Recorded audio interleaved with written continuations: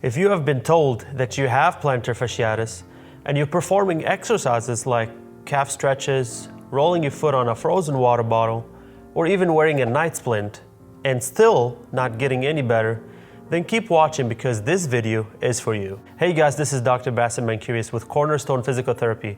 In order to treat plantar fasciitis effectively, we have to find the root cause of the problem. If we completely ignore treating the root cause, we will end up treating the symptoms, which might make things better temporarily, but will eventually come back. So the plantar fascia is a piece of connective tissue that connects the heel bone to the toes.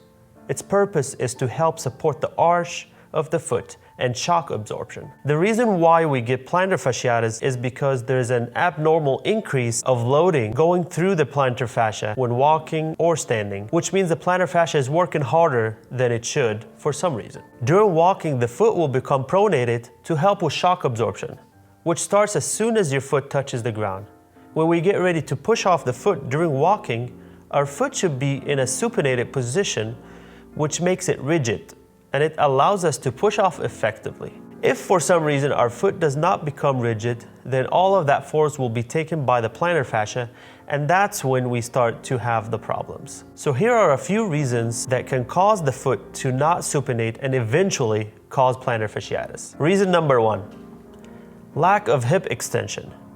If your hip does not extend back far enough, you'll end up pushing off either too early while it's in the shock absorption mode in the pronated stage, or you will compensate by rotating your hip out, which will cause more pronation to happen and in return cause more loading to the plantar fascia. Reason number 2, weak hip abductors. Your hip abductors are very important when walking because they are responsible for keeping your pelvis horizontal during walking.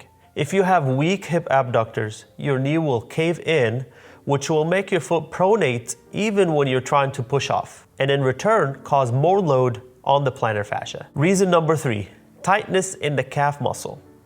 The tightness will cause decreased dorsiflexion in the foot, which your foot will compensate by turning out, which causes increased pronation and puts more load on the plantar fascia. Reason number 4, restrictions in ankle dorsiflexion. Similar to the previous point, if you lack dorsiflexion in the joint, your foot will start to pronate more, which will lead more load to the plantar fascia.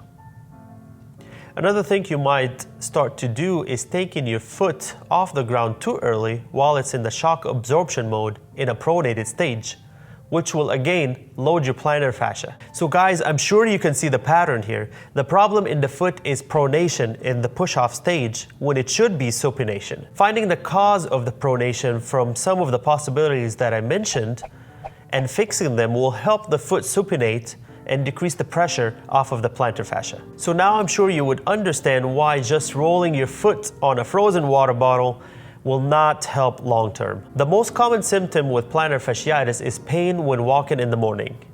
If that is you, then you have to click on this video because I will show you a few exercises that will make a huge impact in reducing your pain in the morning. If you liked this video and thought it was helpful, please subscribe and hit the like button. If you have any questions, leave them in the comment section. Thank you for watching.